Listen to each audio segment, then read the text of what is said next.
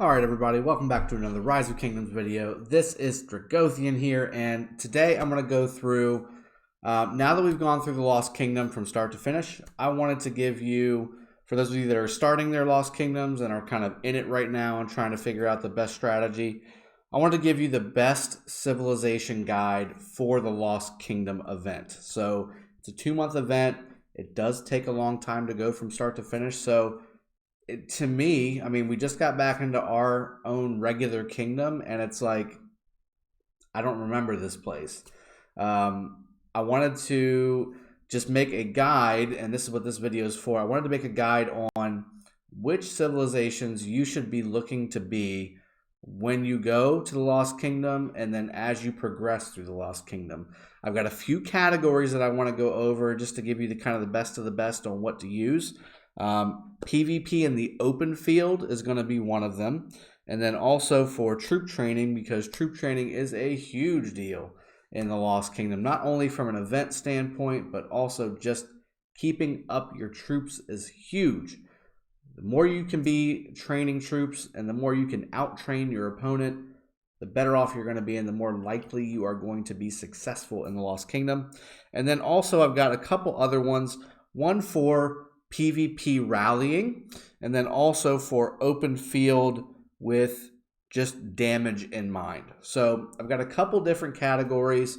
I'll let you know what I did as I went through, and then there were some things that maybe I should have done that I didn't do. So let's just kind of go through it. And the one I want to start off with is probably one of the most obvious, but at the same time, if you're not thinking about it, it can kind of catch you off guard. And the first one is going to be PvP open field. This is the category for PvP open field. And to be honest with you, this is probably going to be at least 70% of your activity in the Lost Kingdom, especially once the first gates open. So it's a few weeks before your initial province opens up to the next section.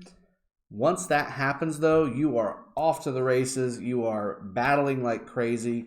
You've got at least 2 kingdoms to play with right off the bat. And then you're talking about expanding into Zone 5 and all that good stuff. So with that in mind, you need to know which civilizations to go after in that situation, which is right off the bat. And the one that I went with, and the one I was for most of the Lost Kingdom, was France. So when I say France, why do I say France, right? The biggest thing, and this is for whether you're free to play, whether you put a little bit of money into the game, whether you put some, whether you put a lot, whether you put everything, whether you put your rent money into the game, it does not matter. Healing speed. Hospital healing speed is critical because it's a finite resource, guys. Speed ups are a finite resource. Short of just spamming gems, you need to be as efficient as possible with your healing speed ups. And one thing I have found, especially being T5, is that those healing speed ups go so quickly, to the point where if you have you'll run out of healing speed ups before you'll run out of resources. And then you're talking about using generic speed ups, and you want to use those for troop training, guys. You don't want to be spending those generic speed ups on healing, okay? Sometimes you're going to have to, okay? It's part of the game, but ideally in an efficient world, right, and being properly prepared, you want to have as many healing speed ups as possible, and you want to be France. France, I know if you're not an infantry commander type of governor, throwing axemen aren't the best units in the world, but the healing speed is worth it. And all your troops will have a 3% troop health bonus as well. There's nothing wrong in that at all. So getting that 3% health, getting the 20% healing speed up, and then also smacking a 20% rune whenever you find it and you need to do a large chunk of troop training, or troop healing, excuse me. Very, very beneficial. I cannot tell you how many thousands of hours this one civilization saved me during the Lost Kingdom.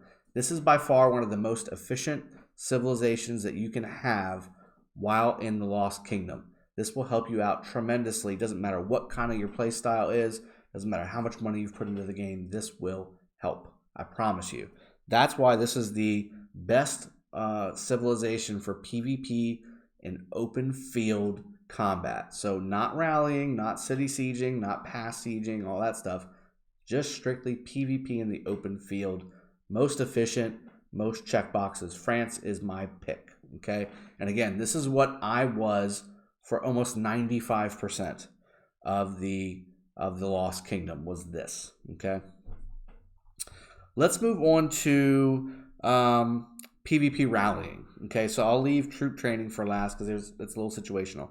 So PvP rallying, there's a couple different reasons why you should be rallying. One is obviously you're rallying cities to get to zero them or plunder them or get them out of an area, or you could be rallying a objective like trying to capture a pass or trying to capture the ziggurat or trying to capture really anything. Anytime you're rallying something, it's usually an objective, or it's always an objective, and it could be either PvP or PvE related.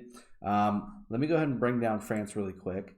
And when we're talking about rallying, you want usually your best and highest powered commanders and highest powered players doing it because they've got the tech to be able to maximize all the troops in that rally. So even if you've got 20, 10, 15 million power players joining a rally, as long as the primary person creating the rally has sent the rally themselves, all their tech applies to all of the players that join your rally, okay? So with that in mind, you want to have the rallier be one of the higher ones. And the civilization that I went with to be the best rallying civilization, and I don't think this is probably going to be any surprise, but that's going to be Arabia. So Arabia, if you look at the specs on it, right, it's a cavalry civilization. It's one of the newer ones, right? But the one that makes the most sense and helps out the most is damage dealt by rallied armies is increased by 5%. So for PvE situations, you also have the added benefit not only of the cavalry attack by 5% bonus, but also the second skill, or the second little piece here that says damage dealt to barbarians and other neutral units is increased by 10% as well. So if you're doing a pass taking for the first time, or if you're capturing the altars, or if you're capturing the camps, or the forts, or any of the PvE content in KVK, Arabia is the best for the rallier because all three of these apply, okay? Now for PvP, really only the first and the last one applies. Obviously, you're not attacking a neutral unit with PvP. However, again, this is critical. Having that extra 5% damage dealt and an additional 5% cab attack if it is a cavalry rally is crucial. And again, the damage dealt by rallied armies is the really significant piece here. This makes it to where your rallies, regardless of troop type, will have a 5% damage bonus every single time without fail, regardless of what you send. And it stacks on all the other stuff from a commander's perspective. So you need to have folks that are doing the rallies in your alliance in the Lost Kingdom be Arabia. You want them to have Arabia for the rally because that's going to give you the most damage. Okay? Let's go ahead and take Arabia down. And let's move on to the next one.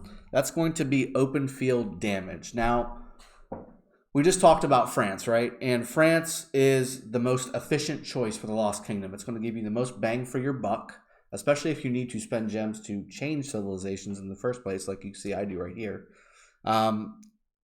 But there's other civilizations that are better for open field, and it doesn't matter what kind of troop you have or what type of troop you're really focusing on for these civilizations to really help your entire army set be very, very effective on the field, because the bonuses on these civilizations are there to where you can benefit regardless of how you're setting it up. So there's two of them in mind that I've got, and again, these shouldn't come from any really surprise, but I do want to have them highlighted because they're critical. They're absolutely critical for open field, just raw damage. And I've got both of them up here. Right in front of you, you got Rome and Ottoman as the two civilizations I'm talking about for open field damage winners, okay?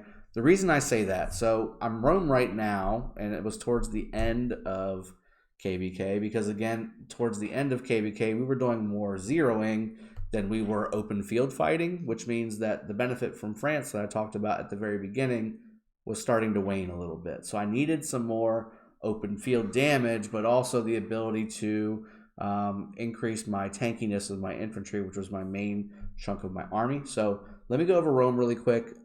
Infantry defense by 5% is obviously really, really nice. Food gathering is meh, but the troop march speed. So the troop march speed applies to all your troops. Not only that, it applies to your rallies. It applies to all of your units that are specialized or non-specialized, but keep in mind, if you have non-specialized troops, which in Rome's case would be archers, siege, and cavalry, they're faster. They're the normal speed, right? And then if you have a specialized troop, which in Rome's case is legionnaire, you will be slower slightly than a normal T5 or T4 or whatever you're comparing infantry troop is. So this helps that troop come back up to where you normally would be, and then this troop march speed bonus actually increases your generic cavalry, which is a big deal if you're not a cav specific alliance and you've got a troop march speed bonus on top of it. You're going to be faster than everybody else. It's just how it works. So that's why you see so many T4 cavalry armies out there. Even for people who have T5, they want the speed. So they have a ton of T4 cav out there with a march speed bonus civilization like Rome or like Ottomans, where they utilize those extra speed bonuses alongside of having VIP 15 as well to really be speedy on the battlefield. So when I'm talking about open field damage, I'm talking also about open field mobility. I'm talking about open field prowess on the field. So that's where Rome and also Ottoman come into play. So again, Rome had some really good benefits for being more tanky on the battlefield alongside the troop march speed, whereas Ottoman gives you the troop march speed and more active skill damage, which is awesome, especially if you've already gotten or are about to get the Babylonian, or not the Babylonian, the Twilight Falls skin for the next KVK, right? Because this is also a prep guide for next KVK for those of you that have already finished. So having both the troop march speed and the active skill damage is fantastic in the Lost Kingdom, because you're going to be super fast and you're going to do a ton of damage, especially with all the Lost Kingdom buffs that you get. You get all the extra stuff from the Eve of the Crusade, the circle buffs, the altar buffs, the sanctuary buff. You get obviously all of the stuff from the Past Glory event. It's just so many buffs. This 5% makes it even better. It just keeps stacking on top of each other. And again, every little bit does help in the Lost Kingdom, and it goes a long way. So Ottoman and Rome, my two picks for best open field damage civilizations. And again, you can customize which one you like more. If you're more of a nuking style governor, go for Ottoman. If you're more of a tanky infantry style governor, but you still want to be really solid on the battlefield and not have to necessarily worry about healing speed ups, go Rome. Okay? The speed is critical. Speed is critical. All right, let's go into our last one. And this could be, I want to be clear with this. So this can be used a couple different ways. I wanted to add a category for best civilization to train troops with, because there's a couple of them, right? And I'll go ahead and put them up because there's only two that can do it. But I wanted to talk about why you should be doing that. So we've got Britain and we've got Germany. Okay? Now let me move these guys just a little bit down because I want to see the actual descriptions. All right. So Britain and Germany are obviously your troop training civilizations. They're side by side right at the front. I like Britain because archers are really good. Their archers are really, really good. They have the highest attack in the game from an archer standpoint. Archers are made for nuking. That's what they're there for. So those two roles synergize really well. Germany is in the same boat when it comes to having troop training, but then they've got a cav attack bonus, but their special unit is a defensive-based unit. So it doesn't match up very well as far as having stacking bonuses that go well together. There's nothing wrong with having an attack bonus and a defensive troop. There's nothing wrong at all. It's just you're not maximizing what they're really supposed to be good at, which is nuking for cavalry. And nuking takes attack, not defense, and not health. Okay. That being said, I do prefer Britain in that situation. However, why should you be training? Why should you be a civilization that's really geared around training troops? During the Lost Kingdom, right? Lost Kingdom's all about fighting and doing the honor roll and getting all the territory and flagging and dropping forts everywhere and zeroing cities, and there's so much stuff, right? A big part of the Lost Kingdom is training troops. I cannot tell you how many, well, I can tell you, I lost over 2 million troops in the Lost Kingdom, okay? I needed to train those back. It made sense with the gem cost for me to switch to Britain, consolidate all of my speed ups, wait for a really good event like Mightiest Governor or Lord of War or Training Day or whatever that looks like, right? To get some extra oomph from my speed ups and from my troop training, and train 500,000 T5 or whatever that looks like for you, right? Whatever you need to train during the Lost Kingdom, you think you need, double it, triple it, quadruple it. You're going to lose troops so quickly you won't even see them going out the door. There's so much to kill. There's so much to do. There's so many cities to attack, and you're going to need to train troops. Once you get to the threshold of about 1 to 200,000 troops that you're training at any given time, it actually makes sense to change civilizations to get the added benefit of the 5% troop training speed, because the speed ups that you're going to save by doing that with that amount of troops is far exceeding 10,000 gems, okay, or 20,000 in this case if you wanted to go back. I would wager anybody who puts money into the game should do this at least twice during the Lost Kingdom, because of events lining up for you properly, and also you're going to be training 500,000 to 1 million T4, T5 troops, whatever you're doing. This is a efficient trade. You should change the civilization, save the speed ups, change back if you want to, or you can stay where you're at. It doesn't matter, okay? But these are the civilizations that you need to be looking at when you're going into the Lost Kingdom and then throughout the process of the Lost Kingdom. I think the best choice I made was starting out with France right off the bat, because that gave me the speed ups reduction from healing, because the first thing that you're going to do after you get out of your province is open field fighting, guys. You're going to be open field fighting. There's going to be a little bit of zeroing too, so there's going to be some rallies, but open field fighting is going to be the dish of the day, okay? So you're going to have to make sure that you are being as efficient as possible on the battlefield, because if you're not, this is an event of attrition. You cannot sit there and just spam your stuff unless you're putting a ton of money into the game. You don't want to be the guy running out of resources and running out of healing speed ups when you're only halfway through the battle. You want to be in the battle the entire time. You want to make sure that you are going to be the person that's going to be through the whole thing. You need to be efficient. That's where France comes into play, and that's why I think that's probably going to be the MVP civilization for me for the Lost Kingdom is going to be France. France is going to be the top pick. But again, each one of these ones I just went over have their role and have their spot in Lost Kingdom, and you should check and see where you're at inside of your Lost Kingdom if switching civilizations may make a little bit of sense. That's the whole point of reason why I made this video. I wanted to give you just a tip and direction on how to be strategic with choosing a civilization at which point you're at in the Lost Kingdom. I wanted to give you all the little bits and pieces on why, when, and how, and then go from there. Hopefully you enjoyed this video. Please let me know in the comments below if you did or not. Please like and subscribe if you have not already. This is Dragothian here signing out. Cheers. Have a good one. Take care. Enjoy conquering your world, and I will see y'all next time.